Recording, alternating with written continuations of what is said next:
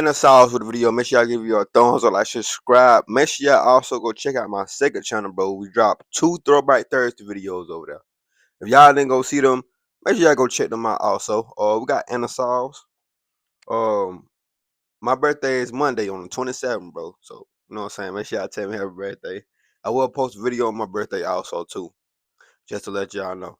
I'm probably gonna do it tomorrow, then post it tomorrow. Post it Monday. But let's go ahead and get into it though. And a sauce.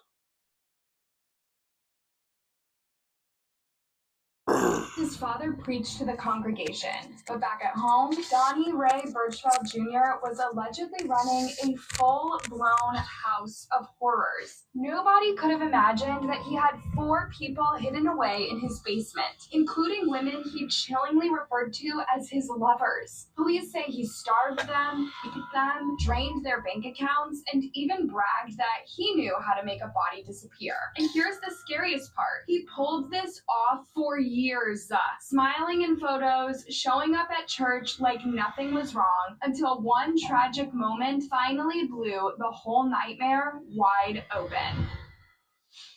What makes this case even more unbelievable, police would never have even known what was going on inside that house if one of the victims hadn't died. From the outside, it looked picture perfect. A neat home in a quiet Lancaster, South Carolina neighborhood. The patriarch, Pastor Donnie Birchfeld, was leading Friendship Baptist Church. His wife? On social media, she looked like the classic devoted Christian mom. His adult kids? Also involved in church life. And then there's his 35-year-old son, Donnie Ray Birchfeld Jr., or Donnie, as we'll call him. To neighbors, this family was respectable, trustworthy, almost untouchable. So when police got a call on July 25th, 2025 about an unattended death inside the Birchfeld home, they weren't expecting much. Maybe an elderly relative who passed in their sleep, maybe a tragic but natural cause, nothing more. But the second paramedics walked in, they realized this wasn't going to be routine. The victim was a woman, and red flag number 1, she had already been dead for an entire day before anyone dialed 911.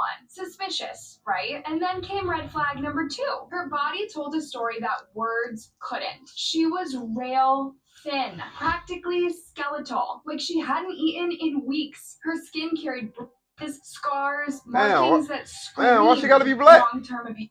By this point, alarm bells weren't just going off, they were deafening. Something about this house was rotten, and when investigators searched deeper, the horror truly revealed itself. Down in the basement, 3 more people, a man and 2 women, frail, starved looking, cut off from the outside world like they hadn't seen daylight in years. And here's the kicker, that man was the husband of the woman who had just died. So now the question wasn't just what happened, it was how did her husband, along with 2 other women, end up locked in Donnie's basement? What the fuck is going on here, y'all? Where's I told y'all one story before. The pastor people, some pastors, uh, some pastors. You got some pastors. You got the fully play, like the fully blown pastor, like a real live pastor, like that would genuinely help you. Then you got the pastors that's just not becoming a pastor, but they still got that little hood in them. You know what I'm saying? They still got that in them. Then you got the ain't pastors. I think this falls on the category of ain't shit pastors right here. Cause what the fuck? That's where this case twists into something. I don't want to put everybody in one category. Now, the second investigators realized what they'd uncovered, that house turned into a full-blown crime scene, and all eyes pointed straight to the pastor's son, Donnie. According to police, he had been holding these 4 people in his basement for years, starving them, taking away their phones so they couldn't call for help. He even controlled when they were allowed to eat or when... Hey, y'all see the my bad. I know this is off topic. It just made me think about it. The person who originally made them shirts right there, that friend shirt, I met them before. I had one of them shirts before, but I lost it. Like the actual person who made the friends that like that with all the scary people on them, who actually made that shit. I met them before. They were allowed to use the bathroom. But here's the question that haunts this case. How did they even end up in his basement? That's where it gets truly heartbreaking. The woman who died and her husband have been described as vulnerable adults. They were over 18 but couldn't live completely on their own. For years they tried. In fact, they had their own place until about 6 years ago when they were evicted from their rental home. And that's when Donnie swooped in. Nobody knows exactly how they met, maybe through church, maybe elsewhere, but he came off as this nice guy. He offered to take them in, and that was the last time their family saw them free. The man's sister, Teresa Hinson, has since spoken out. She never stopped looking for them. She filed missing persons reports, searched for leads, prayed for answers, and then came the gut punch, finding out her brother had been trapped in Donnie's basement the entire time. It really makes me sick that I couldn't do nothing. I want to know why. Why them? I mean, of all the people in the world, why them? When she was finally reunited with her brother in the hospital, she almost didn't recognize him. He looked about 70 pounds lighter, frail, feeble, barely hanging on. He was like 70 pounds. From what they said. I mean, he looked feeble. He really didn't say anything because I think he was still in like trauma and in shock. I walked out the room and just busted out crying because it was just so heartbreaking. Now Teresa says she's waiting for answers and demanding justice for her brother and his wife. I'm hoping he gets charged to the fullest extent. Honestly. But as devastating as their story is, it was the discovery of the two other victims in that basement that would truly shake this case. As if this case wasn't already disturbing enough, investigators uncovered something that made it even more twisted. The other two women found in that basement weren't just random victims. They were romantically involved with Donnie. Yeah, let that sink in for a second. According to investigators, one of the women had been living under Donnie's control since 2015. That is nearly a decade. Think about that for a moment. For 10 years, her family was out there, probably wondering where she was, maybe searching, maybe And she right there. While all along, she was trapped in his basement. The second woman, she had only been there since September 2024, but the abuse she endured was just as horrifying. And Donnie's grip on them wasn't just physical. He allegedly stripped away every ounce of independence. No cell phones, no contact with the outside world, no freedom to come and go. He controlled everything. When they could eat, when they could sleep, even when they were allowed to use the bathroom. And if they dared to resist, he lashed out. One woman told the police that Donnie threatened to kill her. She said he her during assaults, and sometimes until she lost consciousness. And chillingly, she claimed he told her he knew how to make a body disappear because he had past experience. She admitted to investigators she lived every single day in constant fear that she would never make it out alive. Investigators say he prevented victims from going to the bathroom without his permission, wouldn't feed them, and prevented them from contacting loved ones. He's also they're gonna have fun with him in jail. So long, Probably already is. But here's the kicker. Donnie wasn't just controlling their bodies. He was controlling their wallets too. And the financial trail investigators uncovered, it showed just how far he was willing to go for power and control. And it left everyone stunned. Now, you would think that holding people hostage in your basement would be enough for one nightmare. But Donnie's control went even further. He wasn't just trapping his victims physically and emotionally. He was exploiting them financially too. Investigators uncovered that Donnie had been using the couple's debit and credit cards like his personal bank account. The records are jaw-dropping. Since 2021, he racked up at least 32 transactions at Walmart, spending over $2,000.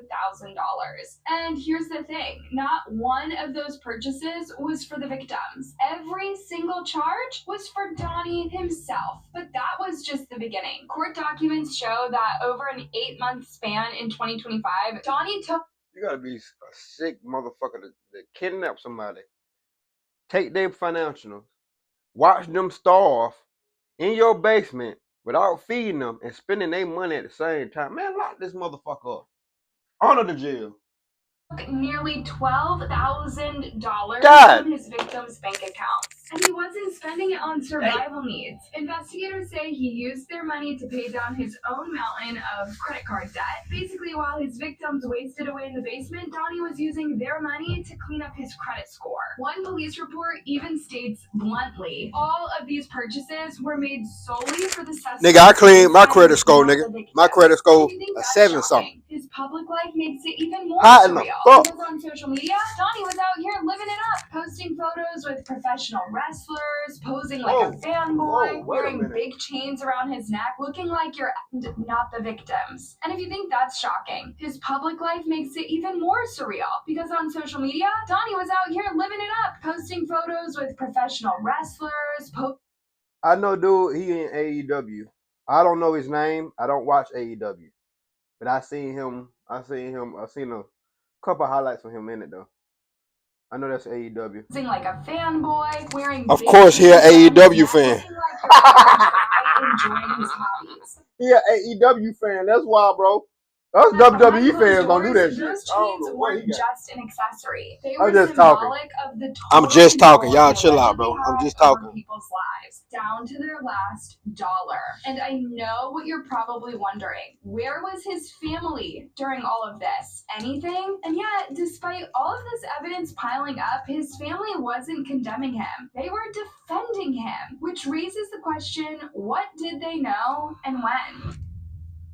No way. Here's the part that takes this case from chilling to almost surreal. Because while investigators were laying out evidence of starvation and fraud, Donnie's own family wasn't condemning him. They were defending him. Think about that. This is a family that lived under the same roof in the same house where police say people were locked in a basement dungeon. And yet, instead of outrage, they are pushing back against the story. His father, Pastor Donnie Birchfield Sr., told reporters that the whole thing was being twisted. His exact words, "It's amazing how things have been twisted in the news. I'd like to tell you more, but I can't."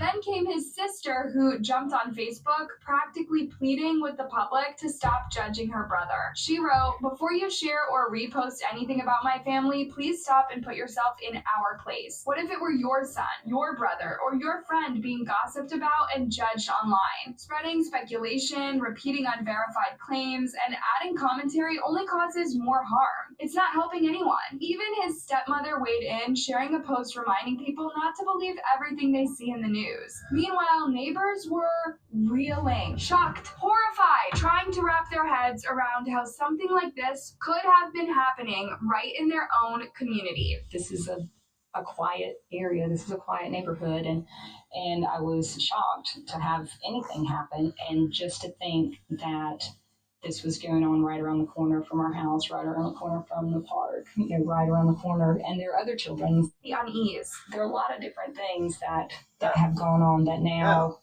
And that is the horror of it. To the outside world, Donnie's family looked like pillars of the church. But behind closed doors, neighbors now describe his actions as sick and incomprehensible. And the deeper police dig, the clearer it becomes. The real nightmare inside that home was far worse than anyone in Lancaster imagined.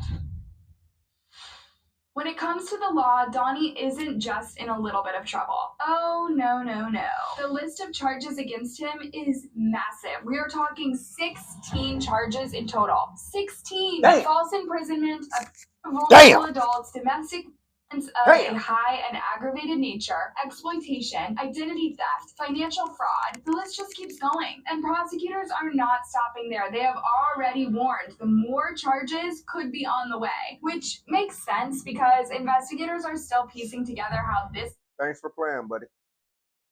nightmare went on for so long. Thanks for playing. People might have been involved. A Lancaster County man is in jail accused of holding people against their will in his basement. Police also say he used their credit cards to buy things for himself and pay his debts. But here's one thing that is important to know. Donnie has not been charged with murder, at least not yet. Why? Because investigators still don't know exactly how the women in his home died. The official cause of death hasn't been released, and until that report comes in, there is still a cloud of uncertainty hanging over this case. Meanwhile, Donnie's attorney, M. Ryan Payne, is sticking to the playbook. He released a statement reminding the public that his client is presumed innocent and promising to fight it out in court where facts and evidence matter. matter. But just when you think this case can't get any stranger, investigators reveal Donnie wasn't the only one arrested. And the twist about who else was in cuffs that day, that's where this case takes another jaw-dropping turn. Just when you think this case couldn't get any stranger, it does. Because Donnie wasn't the only one arrested when police raided that house of horrors. Investigators also took a woman into custody that very same day.